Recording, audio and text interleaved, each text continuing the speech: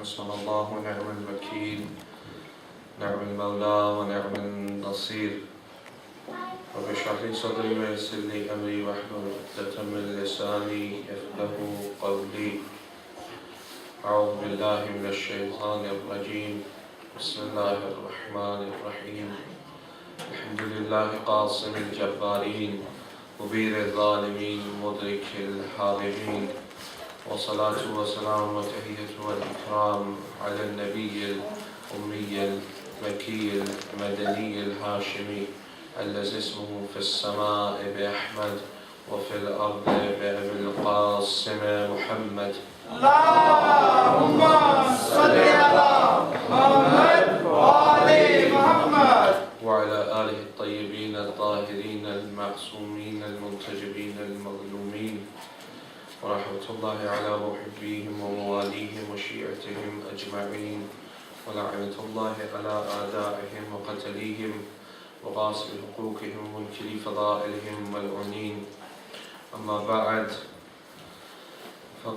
فقد قال رسول الله صلى الله عليه وآله وسلم إن الحسين مصباح الهدى وسفينة النجاة. For the happiness of Hazrat Zahra Mazia, for the enlightenment of the graves of your Madhumeen and of the graves of the Shahadat and Siddiqeen, for the hastening and the safety of Hazrat Baqiyatillah al-A'zam Arwah al-Fida, and for the safety of all the Azadans of Sayyid al-Shahadat, please recite aloud as salawat. Allahumma salli ala Muhammad wa ali Muhammad. Alhamdulillah, we have reached the last night in the remembrance of Abu Abdullah before the peak of the morning, and that is the day of Ashura. Everything has been leading to this night, everything has been leading to tomorrow day, where all emotions will reach their pinnacle, where all our mourning and all our sorrow will reach its pinnacle. But that's not to say that the mourning finishes there, because that fire that is in our hearts, that reaches its peak tomorrow, should continue to remain in our hearts until the day of judgment, to allow us to make a change within ourselves.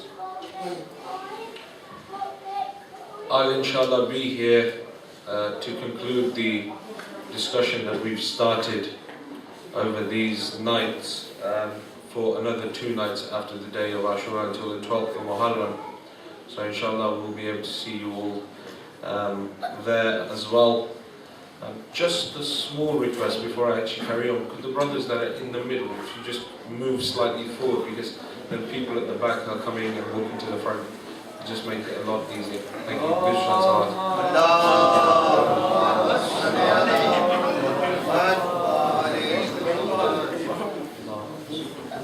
shots. Another salat.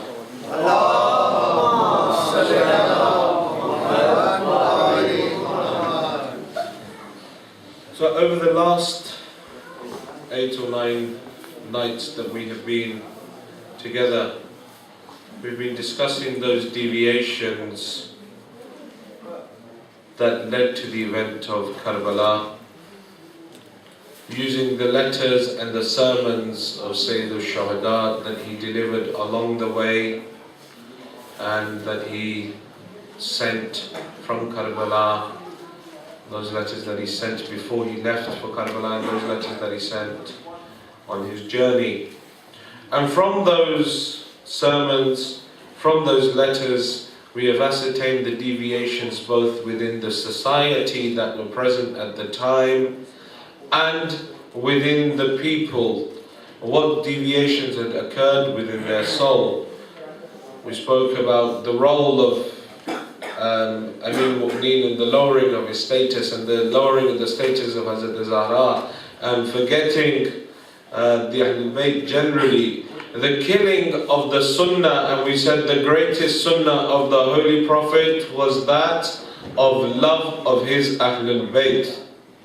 That was the greatest sunnah that the Holy Prophet left behind, and that was the one that the people began to attack all the time, and led to the death of all the Imams following the death of Rasulullah, including his daughter. The increase of bid'ah, of innovation within society. People are introducing things that were not there at the time of the Prophet, but they are making them a part of the deen. We find from the time with the introduction of Taraweeh by Jamaat, right the way through to the banning of Hajj Tamattu, Muta, Tawaf al-Nisa, all of these things being removed, the deviations being created within the faith, right the way through to praying Jum'ah on Wednesday. All of these deviations were there at the time. So can we turn the mic down a little bit? It's a bit too loud. So I don't want to... Please recite Salat. Allahumma salli ala Muhammad wa ali Muhammad.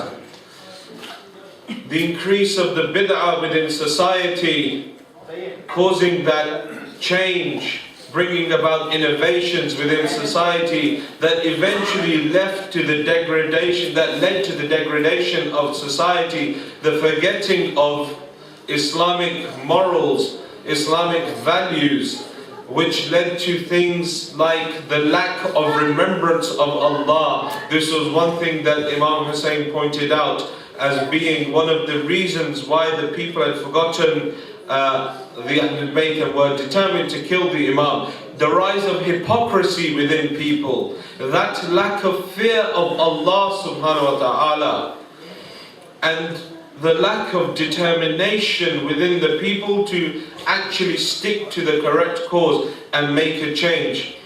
And the aim of all of this was so that we can make a change and we can highlight those aspects within society that were there that led the people to kill the son of the Imam Ali and Hazrat Zahra, and to stop us from falling into that same trap.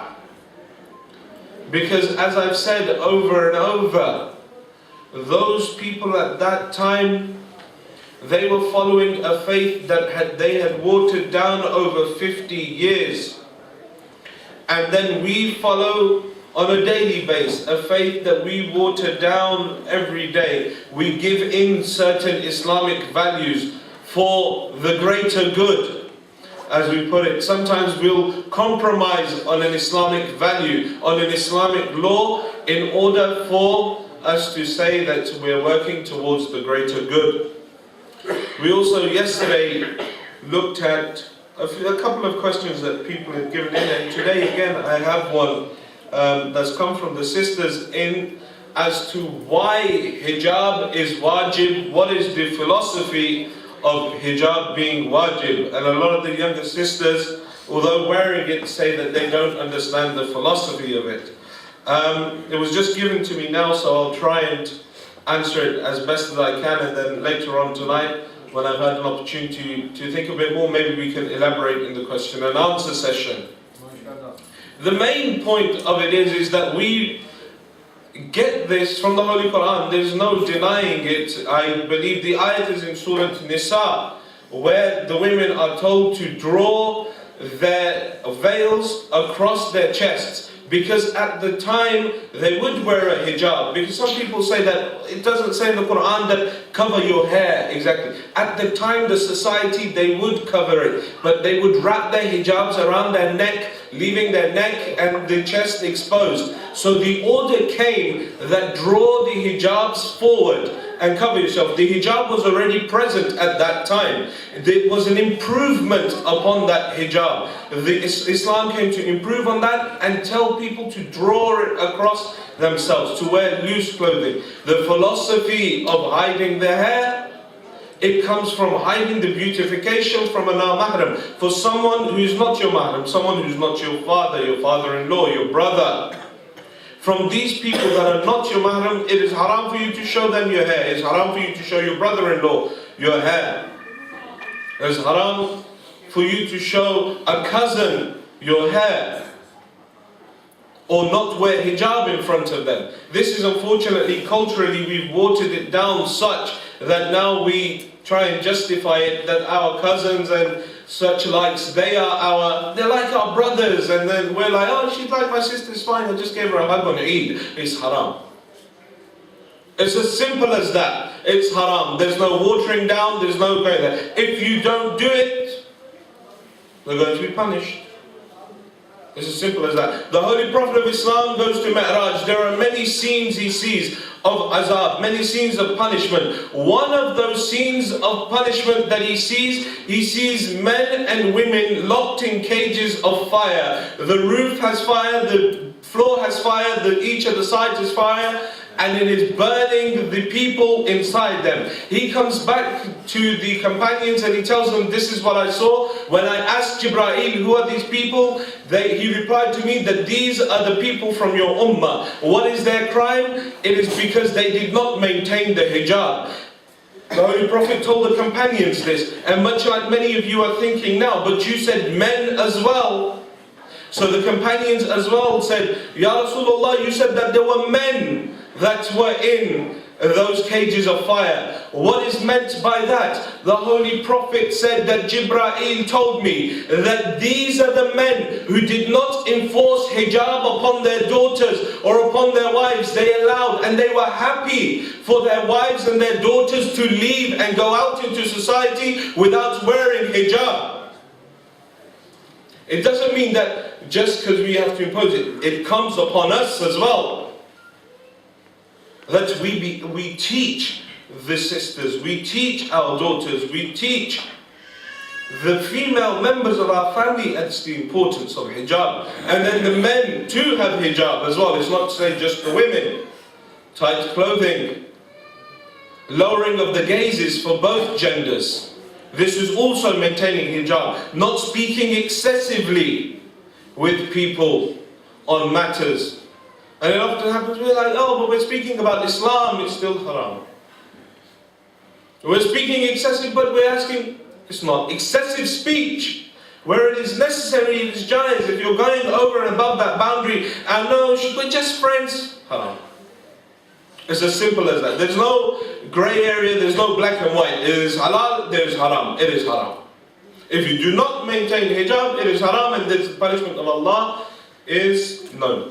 So hopefully, inshallah, if there's any further questions on that, then we can deal with that in the question and answer. Please recite salawat.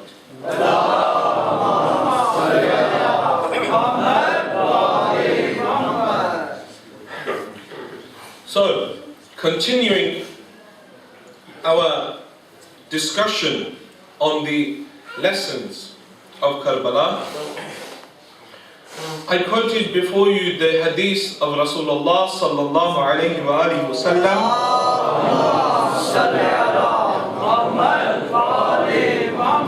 where he says, Inna al-Husayn misba'ul huda wa safinatun najat.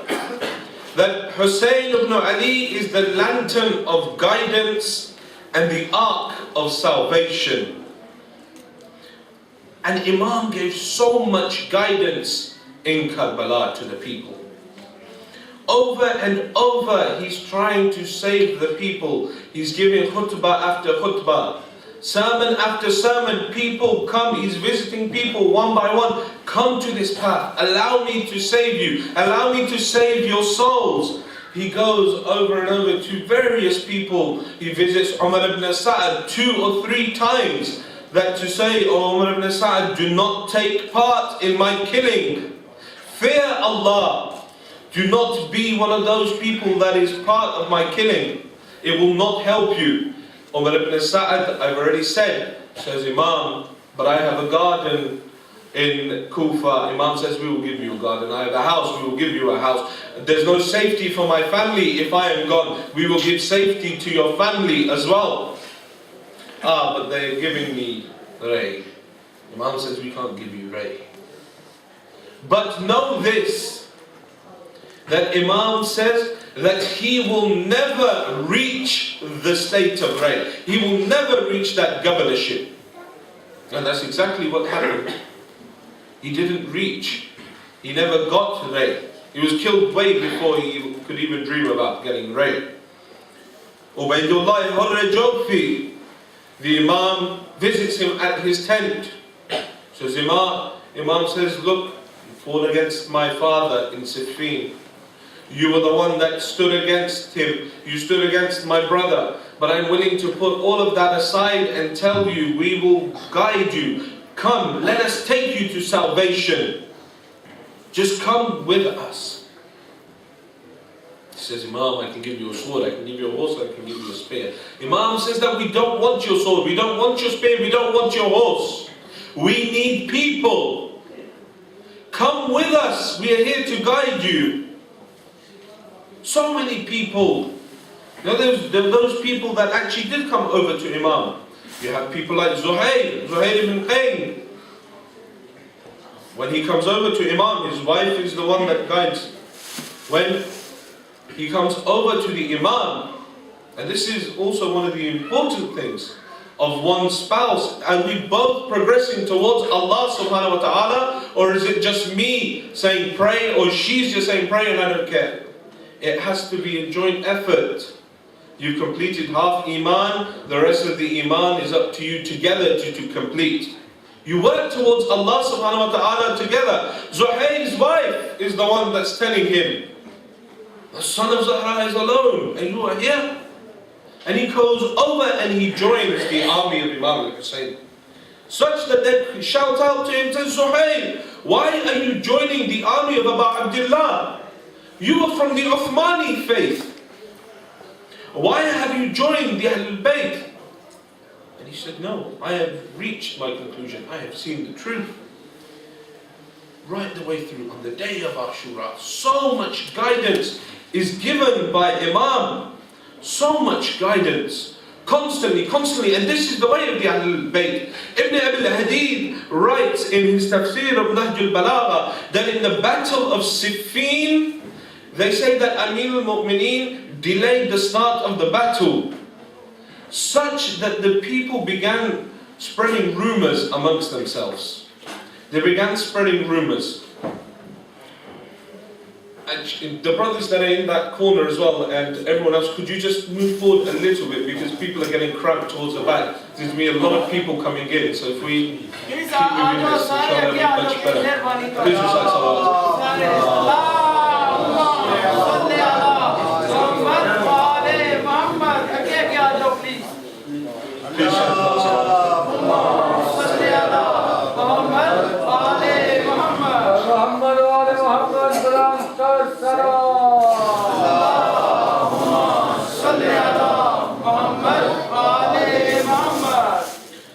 They say the rumors started occurring, so they come to Amir al-Mu'mineen, a group of the Kufan contingents, they come to Amir al-Mu'mineen and they say, Ya Ali, the soldiers, they're beginning to start rumors, they're questioning as to why you've started the battle. They're saying either one, Ali is afraid of death, or then he thinks that Muawiyah is with the truth and the army of Muawiyah are true Muslims. Thus he's not fighting against them. Amir al-Mu'mineen says both of these are wrong. They say then, Ya Ali, what is the reason? Why are they both wrong? He says the first reason as to why this is wrong, he says that Ali ibn Abi Talib never feared death in his youth, let alone now that he's old. Ali is that person that says that I love death such that it is like how much love a baby has towards its mother's milk. This is how much I love death. So it's not out of the fear of death. The second reason, you say that I might be thinking that they are Muslims, and he says, I do not consider them Muslims. Otherwise, I would not have been fighting this battle against them. They are not Muslims. They have gone against the deen. You are incorrect in both of your notions.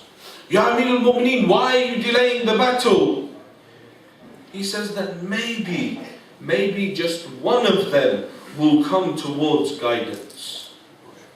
Maybe through my sermons, through seeing me, through speaking to me, one of them will come towards guidance, and I'll be able to guide him and save him.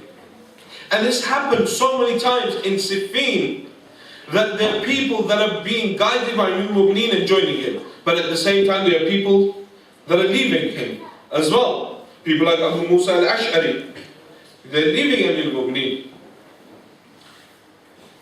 This is happening over and over, such that even in the heat of battle, or Amir al-Mu'mineen is fighting against a young man, he is reciting Surah Naba, he's reciting Quran, Amma yatasa'alun 'anil naba'il adhim. He's reciting Surah Naba, and he's fighting against Amir al-Mu'mineen. Amir al-Mu'mineen strikes his sword such that it either falls out of his hand or breaks within his hand. And Imam Ali says that, "Oh youth, what are you reciting?" He says, "Ya Ali, I'm reciting the Quran." He says, "Do you know what you're reciting?" He says, "I'm reciting Surah Naba, Amma yatasa'alun 'anil naba'il adhim." Imam says that, "Do you know the interpretation of this ayat?" He says, "No, Muawiyah has forbidden us from knowing the tafsir of any of the ayat." Amir al-Mu'mineen says that, "Let me tell you that I swear by Allah that I am that great event that is being talked about in Surah Naba. It is me that is being spoken about." This youth says, "Is this true?" He ponders over it. He says he accepts, and he comes and joins the army of Amir al-Mu'mineen.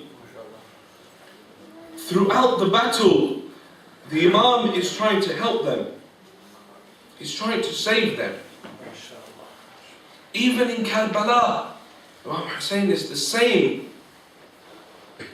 He's trying to give people salvation. He's trying to help them. This is the greatest lesson of Karbala. Hidayat, guidance. Remember in the first night I said there are two things that we have lost track of over the years, over the centuries. The first of them is the aim of Abu Abdullah. I'm answering that now. The greatest aim and the main aim of Abu Abdullah was guidance of the people. Guidance towards the truth. And he did constantly in Karbala. He's calling out, he's telling people to come. He's asking them to join him. And people were joining him, as I gave the examples. And even when Imam Hussein right at the end is saying, "Hal min nasirin yansuruna," is there anyone to help me? Even at that point, there are two people from the army of Yazid, Sa'ad and Ubul Hutuf. They look at each other and they say, "Look, there's no one else left," and something happens within them, and they realize that the Imam is up. They come across, they join the army of Imam and straight away go out and fight, and they're killed. Right at the end, the Imam is there. He's trying to help them. He's trying to guide them. This was the aim of the Imam. Hidayat. That guidance of the people. The fourth Imam says that on the day of Ashura, he goes, there were some people while my father was fighting, because remember there were a number of battles that occurred on the day of Ashura. They would go out, there'd be small, every time Imam would come to get one of the bodies of the shaheeds, there would be some battles there. And then the Imam would return.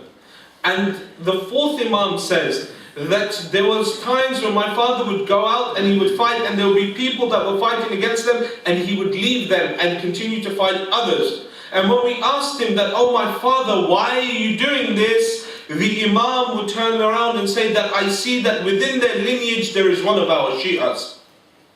He may not be good." It is the same thing that Amir al-Mu'mineen did in Siffin, when he's telling Malik al-Ashtar that there is a difference between my striking and your striking. When you strike without looking. When I strike, I look within his lineage. If there is a single Shia within that, I save him.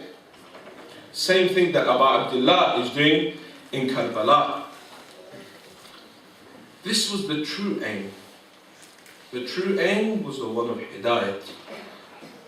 This Masa'ib that we recite, it is ibadat, yes, but at the same time, it is Hidayat. It is there to guide us. The Fada'il that we recite, yes, they are ibadat, but at the same time they are there for guidance. These are those Fada'il. that even those malaika that only do the worship of Allah, they descend to hear the fada'il of Ahl al-Bayt. One day, Amir al-Mu'mineen, Hazrat Zahra and Rasulullah sallallahu alayhi wa sallam,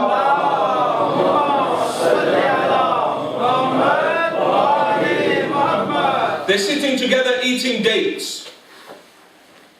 And a conversation strikes between husband and wife as to who is more dearer to the Holy Prophet of Islam.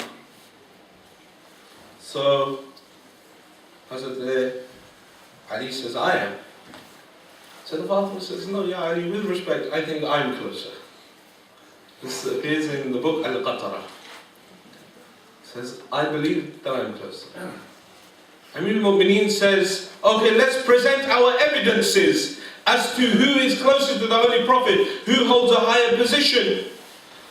So Hazrat Zahra says, okay. So Amir al-Mu'mineen starts off, he says, أَنَا ابْنُ فَاطِمَةِ التُّقَى, I am the son of Fatima bint Asad. Now actually, before I carry on from here, first you need to understand why Ali is saying, I'm the son of Fatima bint Asad. Who is Fatima bint Asad? When she dies, Amir al-Mu'mineen comes to tell Rasulullah. Rasulullah begins to cry. He takes off his amama, he gives it to Amir al-Mu'mineen. He says, use this as the kafan of Fatima bint Asad. Use it as the kafan of your mother. Then he comes to recite the janazah of Hazrat Fatima bint Asad. He stands there to do the namaz janazah. He recites 40 takbir. Usually we only recite 5. Hasan, he recites 40 takbir. And then when they lower the body into the grave, he enters the grave and he lies with the body of Hazrat Fatima bint Asad for a while doing dua. Then he comes out from the grave and the ashab come to him. Says, Ya Rasulullah, we've never seen such a funeral before. What sort of funeral was this? You've never recited with such passion as you recited the funeral of this lady today. And he says, she deserves this because my family were poor and the family of Abu Talib had money. They took me in. But this lady, she is the one that clothed me before she clothed her children. She is the one that fed me before she fed her children. She is the one that bathed me before she bathed her children. She is the one that anointed me before she anointed her children. She is from me. She is from me. She deserves this level. So then they say, oh Rasulullah, why is it that you recited 40 takbeers? He says, because when I went to raise my hands for takbeer, I looked over to my right and found 40 rows of malaika standing here to attend her janazah, to attend her funeral. Then they say, Ya Rasulullah, why did you descend into the grave? He said, I descended into the grave and laid there in order to do dua to Allah. Everyone on the day of Qiyamah will be raised up naked. But I pray to Allah that do not raise Fatima bint Asad naked, but in fact raise her clothes. And then he said, I did more dua, such that 2 lights descended by her feet, and 2 lights descended by her head, and 2 angels came and sat there. These lights will continue to illuminate her grave until the day of Qiyamah. And these 2 angels will sit there and pray for her until the day of Qiyamah. This is Fatima bint Asad. This is the mother of Amir al-Mu'mineen. And this is why Ali says, أَنَا ابْنُ فَاطِمَةِ التُّقَى, I am the son of Fatima bint Asad. Hazrat Fatima replies, Ya Ali, granted. أَنَا ابْنَةُ خَدِيجَةَ الْكُبْرَى, but I am the daughter of Khadijah al-Kubra. Imam Ali says, أَنَا ابْنُ صَالِحِ الْمُؤْمِنِينَ, I am the son of the truthful one from amongst the mu'mineen, Abu Talib. She says, أَنَا ابْنَةُ خَاتِمِ النَّبِيِّينَ, but Ya Ali, I am the daughter of the final prophet. Amir al-Mu'mineen says, أَنَا سَفِينَةُ النُّوحِ مَنْ رَقِبَهَا نِجَاةً, that, O Fatima, I am the ark of salvation. Whoever joins me will reach salvation. She says, Ya Ali, أَنَا أُشَارِعُكَ فِي الدَّعْوَةِ, Ya Ali, I too am with you. I too am an ark of salvation. This continues between them. 57 virtues exchanged between husband and wife. Amir al-Mu'mineen says that Fatima, know that I am the one whose name Adam used in order to Bibi Fatima says that, Ya Ali, I accept that your name was used by Adam in order to ask for forgiveness. But Ya Ali, know that I am the one for whose sake Adam was forgiven. 57 continue between husband and wife until the Holy Prophet of Islam says, Ya Ali, Ya Fatima, stop, look towards the right. There is Rahil and Darda'il with 4,000 malaika, and on your left is Jibra'il and Mika'il with another 4,000 malaika. Allah has sent them down in order to listen to your virtues. The malaika are the ones. The malaika are the ones that come down to listen to their virtues. Allah sends them down. This is the family of guidance. Their remembrance is ibadat, but through that ibadat one reaches the state of guidance. And when their final guide will come, the Imam of our time, Imam al-Mahdi Ajjalallahu Ta'ala,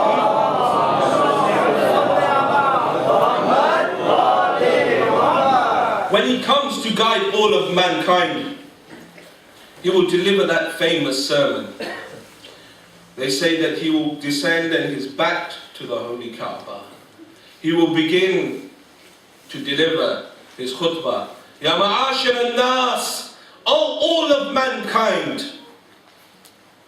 Ala wa man arada an yanzura ila Adam wa sheath.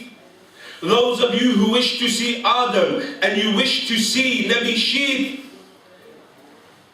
فَلْيَنْزُرْ إِلَيَّ, look towards me. فَهَا أَنَزَا آدَمْ وَالشِّيث, because I am Adam and I am Sheath. أَلَا وَمَنْ أَرَادَ أَنْ يَنْزُرَ إِلَى نُوحٍ وَوَلَدِ السَّامِ, those of you who want to see Noah and his son Sam, then look towards me. فَهَا أَنَزَا نُوحٍ وَالسَّامِ, because I am Noah and I am Sam. مَنْ أَرَادَ أَنْ يَنْزُرَ إِلَى مُوسَى وَيُوشَى, those of you who want to see Musa and his Khalifa Yusha, then look towards me, for I am Musa and I am Yusha. Man arada an yanzura ila Ibrahim wa Ismail, those of you who want to see Ibrahim and want to see Ismail, then look towards me, because I am Ibrahim and I am Ismail. Man arada an yanzura ila Isa wa Sham'un, those of you who want to see Isa and you want to see Sham'un, falyanzur ilayya, look towards me, because I am Isa and I am Sham'un. Man arada an yanzura ila Muhammadin wa Ali, those of you who want to see the Holy Prophet Muhammad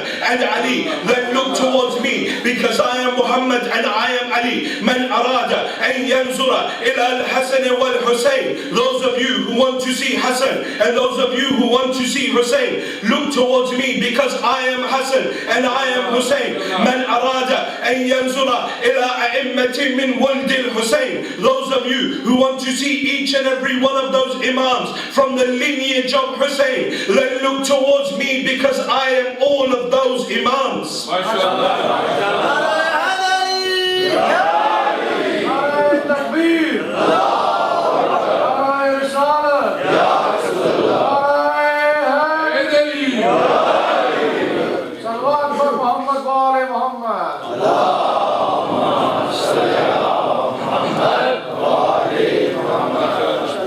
Then he will call forward each of the nations, the nation of Adam and Sheath, the nation of Nuh and Sam, the nation of Musa and Yusha, the nation of Isa and Shamun. He will begin to read to them each and every one of their holy books, those scrolls that came to them. And then he will begin to give them a tafsir, and they will walk away, each and every one of them, saying that we have never understood this book like this man has taught us today, until he will call all the Muslims and begin to explain the Quran to them. And each and every one of them will walk away saying that today we have understood its true interpretation. This family is the family of guidance. This family is the family that will take you to world salvation, but only if you want to. Do not sell this family short. The 8th Imam, someone comes to him, says, Imam, I am poor, give me money. The Imam says, no, you're not, leave. He goes away. Again, he comes to the Imam another day, says, Imam, I am poor, give me money. Please help me. The Imam says, you are not poor, leave, go. Go from here. The third time this man returns, he says, Imam, I'm in a desperate situation. I need money. Please help me. The Imam says to him that you want help, but you already have all the wealth. He was a follower of Ahlul Bayt. He says, you already have all the wealth that you need. He says, Imam, how? The Imam says, I will give you all the money you need. I'll do a business transaction with you. I will give you all of the money you need, but you give us back our love. He says, Imam, never. Never will I give back your love. The Imam says, see, you are not as poor as you perceive. The real wealth in this world is the love of Ahlul Bayt.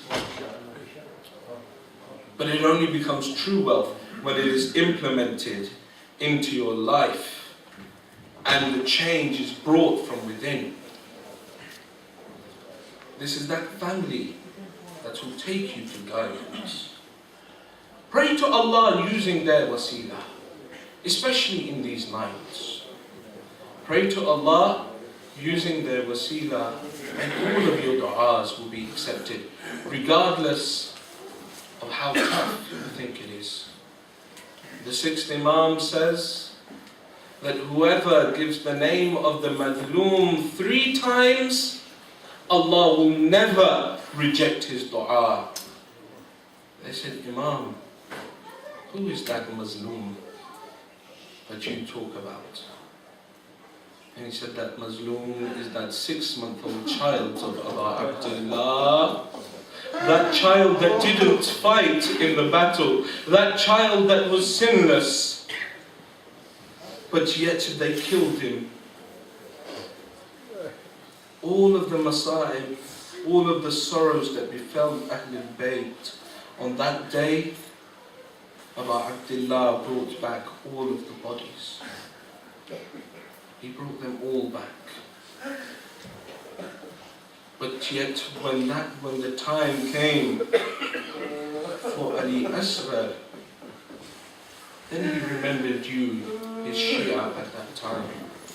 He said, oh my Shia, ليتكم في يوم عاشوراء جميعا تنزلوني. Oh my Shias, how I wish you were there on the day of Ashura and you saw what they did when I took my child to them. Oh my Shias, how I wish you were there on the day of Ashura and you would have seen how they treated my 6-month-old child. Imam remembered you at that time because that was his greatest sorrow at the time. He stands on the plains of Karbala and he cries out, Hal min nasirin. Is there anyone to help me? There are those that say that this was the cry of Hussein for us, that will we join in his message and help him. But when I read this and I read the books of Maqtal, one thing came to my mind, that this also tells us one other thing, that now Hussein is Gharib. That now Hussein is totally alone. There is no one else by his side. Hussein is calling out, and when the women hear this, they begin to cry. They begin to cry. Imam al-Hussein goes back towards the tents. He goes inside and he says, Zainab, give to me my child. Allow me to say Khuda Hafiz to him one last time. He brings the child outside the tent in order to bid him farewell. And I don't know what changed Imam al-Hussein's mind. Whether it was those dried lips, whether it was the pale skin of Ali Asghar, or whether it was the fact that the child had no strength left within its body, and as the books of Maqtal say that all it could do was open its mouth and close its mouth. It was as if a fish had been taken out of water. Imam takes the child. Imam takes the child in front of the army of Yazid. And all of you know the khutbah that Imam delivers. This child has no sin. Give it a drop of water. The order comes from Umar ibn Sa'd. Cut off the words of Hussein. Cut off the words of Hussein. And Harmala fires an arrow. a three-headed arrow, an arrow that was used to kill camels in the time of the Prophet. That sort of arrow that was used to kill a camel. The question that I ask the world that says to us, why do you cry year on year out for Abu Abdullah? Answer me this one question: where is a camel and where is a 6-month-old child? That arrow entered into the neck of Ali Asghar. When Mukhtar catches Hurmala, he brings him to the court. He says, Hurmala, tell me what you did in Karbala. He says, Mukhtar, I fired 7 arrows, 3 of which missed, 4 of which hit. He says, Hurmala, which of the 4 hit? Which of the 4 hit? He says, the first one that I fired was into the eye of Al-Abbas that made him fall from the horse. The second arrow that I fired was into the neck of Ali Asghar. The third arrow I fired was a 3-headed poisoned arrow, which I fired into the chest of Abu Abdullah. The 4th arrow I fired was into the chest of the child of Imam al-Hassan, Abdullah ibn Hassan, who runs out in order to defend Abu Abdullah. He says, I fired the arrow and I killed him. Mukhtar turns to him and says, O Zalim, did your heart not break at any time for Hussein? Did your heart not break at any time for Hussein? He says, Mukhtar, if you ask me, there was one time when my heart broke for Hussein, and that was when I fired that 3-headed arrow into the neck of Ali al-Asghar.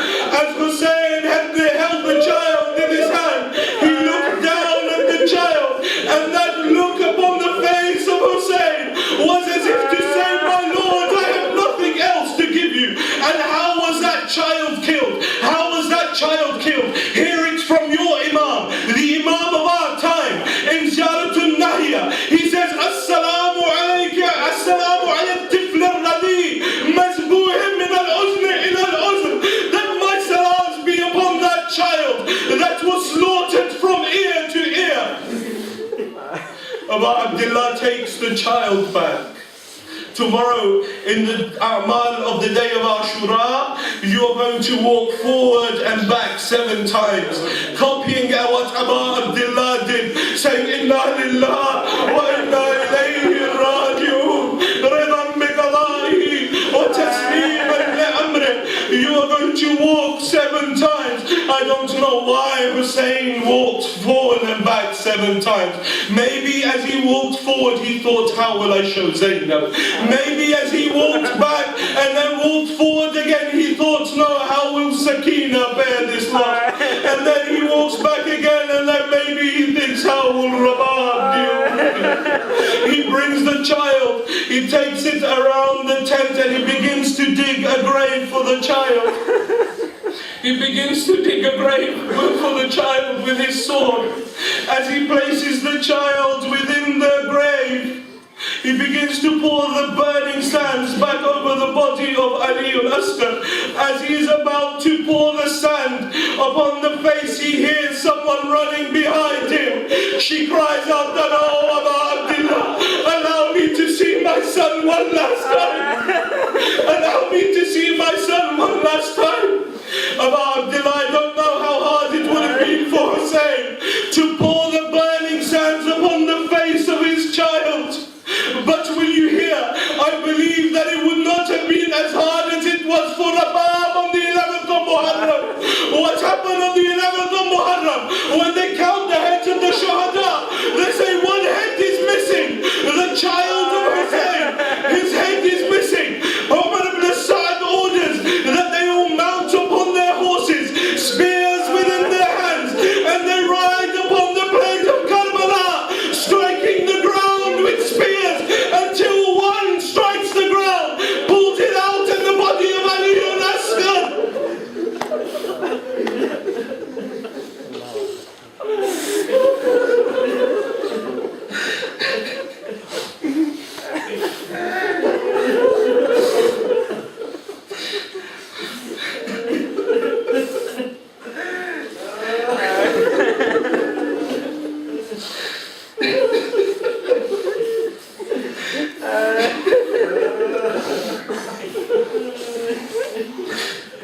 إنا لله وإنا إليه راجعون. Turn your hearts towards Karbala. On the night of Ashura, imagine yourself in front of the Zari of Abu Abdullah, offering your condolences to Abu Abdullah.